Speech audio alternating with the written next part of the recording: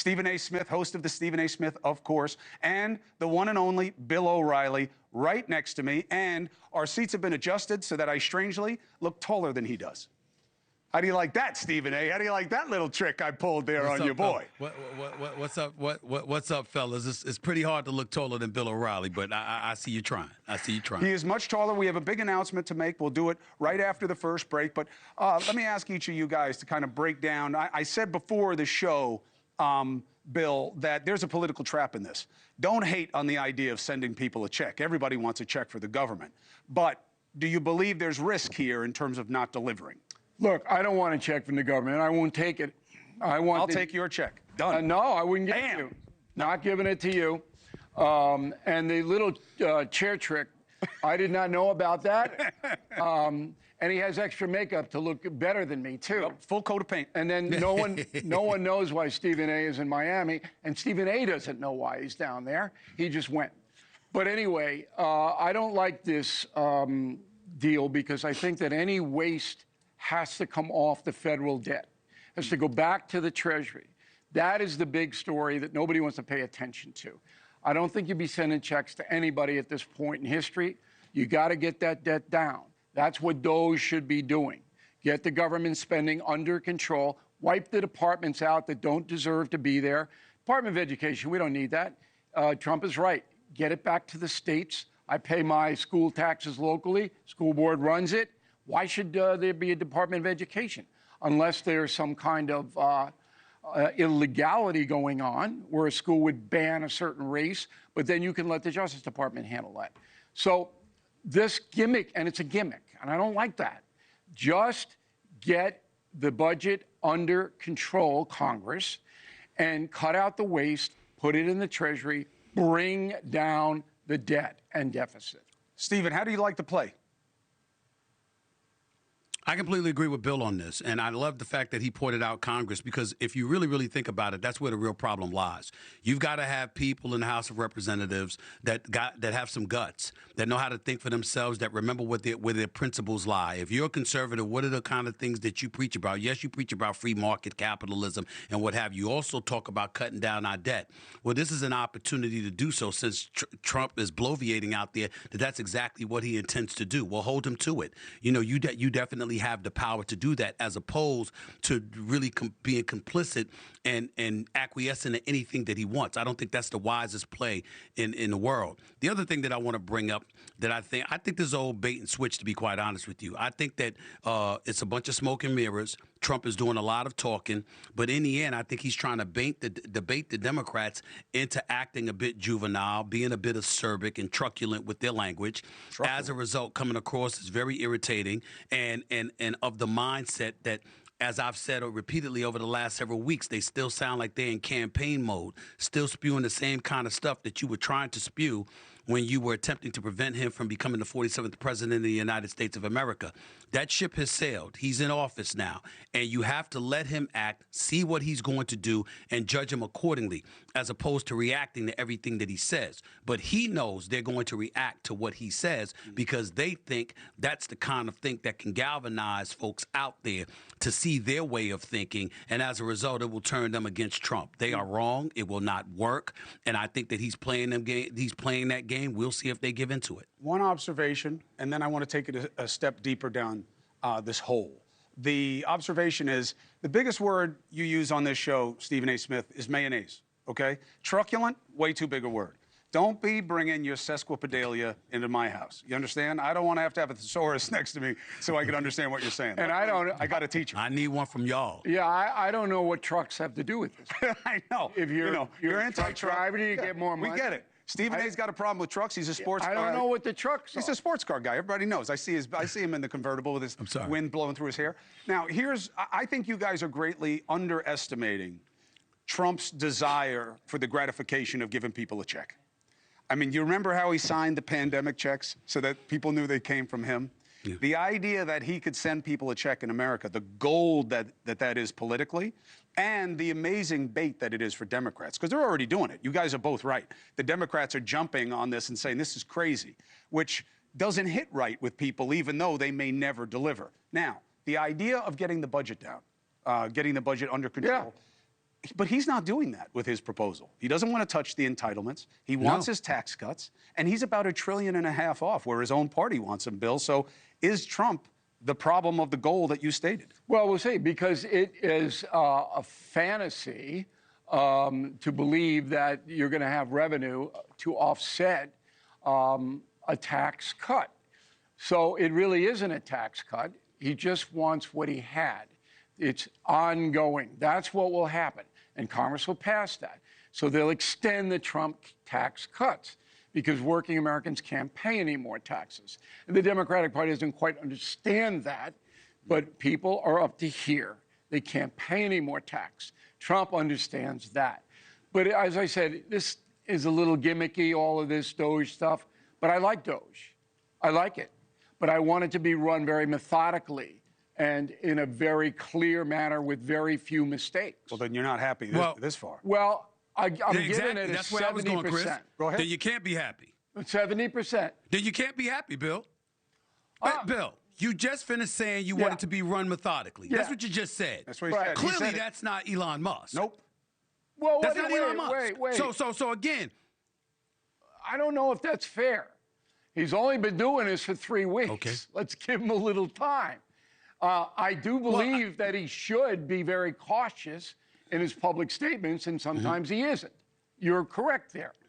But 3 weeks, come on. Well, let's see how it evolves. well, Punch your way out of the corner, Stephen A. Punch your way out of the corner. Don't let him put you in the hold on, Bill. Hold on, Bill. Well, I'm not in the corner because Bill said I was wrong, but then he said I was right. So hey, I'm not in the corner at all. Rope-a-dope. Here's the deal, Bill. You talked about him being meticulous and what have you. Yes. You said it's only been 3 weeks. Yes. He has to be careful about how he speaks. He has to be careful about how he conveys and disseminates a message to the masses. He can't be doing that. He just can't be talking willy-nilly. He can't be coming up with stuff about Social Security that's wrong, that Guatemala that's wrong, and other things. You got to be on point. You got to be precise. You've got to be accurate, because in the end, if you're not, plus you're bloviating in the Oval Office like you are the right-hand man of the president, which he is, which is scared the living hell out of a whole bunch of American citizens. Why? Because he's not an elected official. He's not somebody that's a member of Trump's cabinet that's been confirmed by Congress or by the Senate or anything like that. He's a special advisor to the president who seems to capitulate and acquiesce to every single thing he wants done. And so when you're doing that, but then you're coming out and you're not accurate, and on top of that all, you're a bit loose with your language, that's not the kind of person that I know Bill O'Reilly to stand up for. I want him to be that's precise. not the Bill O'Reilly I know. I wrote on X that I want the leader of X, I wrote on X, to be more precise in his language. Look, but the Democratic Party is going to hate whatever Trump Musk does. They're twins now. They're like Danny DeVito and Arnold Schwarzenegger. Remember that movie? Which one, Schwarzenegger? That's like Musk and yeah. Which one, Schwarzenegger? I don't know. That's they're the key twins. question. So everything that they do is evil. Good question. Right. Even if they cut $1 trillion out of way, that's evil. I know. That's evil. That's the trap. Right. That's the trap. And so everybody should just step back. And Harry Hopkins, and I know Stephen A. is a big Harry Hopkins fan, used to play point guard for Golden State. He ran the FDR government. You guys should go to BillO'Reilly.com every morning and read the message. I'm blocked. Why? Why are you blocked? I tried to get BillO'Reilly.com. It says you're not allowed on this site. Well, that's because of you. But have your wife do it. She can get right on. She's a charter member. But FDR had Harry Hopkins and a whole bunch of other guys. I'm not against kitchen. Right? And JFK yes. had O'Donnell and all the Boston I'm guys. not against it. I'm not. Look, there's so many better minds outside of government than in it. I don't have a problem with that. I get why it bothers the establishment. It doesn't bother me. I think they're protecting the wrong things. Help me understand something else. I was going to jump on, but I'm not, because it's too small ball. The game they played in court where they said that Musk doesn't work for DOGE. Yes. And that he's not in charge of it, that he's something right. else. That bothered me, but not enough. I don't understand. I don't know if Dusty has sound of the president to capture some of what he's been saying about Ukraine, but I literally, this isn't TV feigned confusion. I don't know what he's trying to do here. All right, I do. He has called Zelensky a dictator. Right. And kind of suggested he started the war and that Russia fought hard for the land that they took from Ukraine, so they should get to keep it. It's not quite that way. So what Trump wants to do, and I said this even before he was elected, is he wants a ceasefire above all. He knows that he has to flatter Putin to get that ceasefire. That's where you start. He has to flatter Putin. Putin is evil. On the cover of my upcoming book, Confronting Evil, there's bad blood right next to the Ayatollah Khomeini and Mao Zedong and Hitler's on the other side. Vlad is evil, but Trump wants to deal with the evil merchant. So he has to do two things: butter him up, which he's doing, and tell the world that Zelensky's not so hot and that Ukraine could have stopped this before it started. You remember Trump going, if I were president, the war never would have started, right? How many times did he say that? 100,000 times? It's true. 100 times. Okay? What's because true? Trump would have forced Zelensky to give some concessions. Here's a story that hasn't been, he would have, believe me, because without the United States' $300 billion, Zelensky can't wage war. Anyway, this story has not been reported widely, but Putin just gave a massive concession to Ukraine. Putin says, I don't care whether they go into the EU. They can join the EU. Just not NATO. Right. But the EU is everything to Ukraine. If you want to rebuild it, you have to be in the EU. Currency, trade, open borders, everything. Putin gave that up. He didn't give it up to Biden. He gave it up. So you got to, again, pull back and see the big picture. Trump is going to flatter little rocket man. He's going to flatter anybody. And then when they finally get the deal, who's going to be the greatest guy in the world? Zelensky. He's going to be the greatest guy in the world. You wait and see. What do you think, Stephen? But that's one way to look at it. Here's the other, Bill O'Reilly. We know Putin's reputation to the rest of the world, particularly here in the United States of America. Former KGB, obviously has been accused of doing some very, very dastardly and treacherous things that we don't need to belabor getting into. Not only has he done that, but it's obviously, you know, it's considered an enemy of the United States to some degree.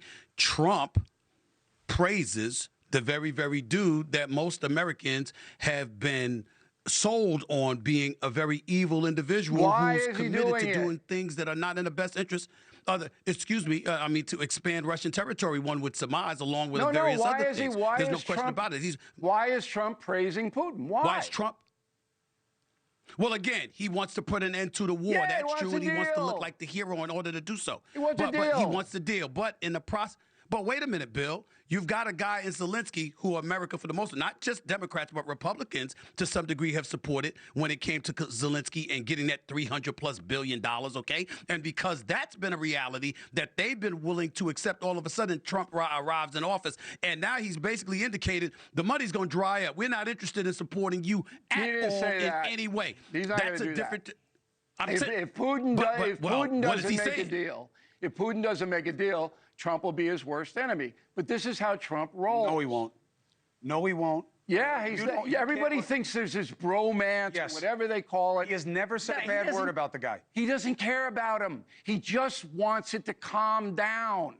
That's it. You think he's got emotion invested in Putin? That's the last thing on his mind. Everybody who's ever dealt with Putin, and you know this, you've talked to dozens of them over the years. They all say, what? One way to deal with Putin: strength. Let him know that if he wants to fight, you're ready to fight. Trump knows he's not going to get a ceasefire unless he makes Putin look good.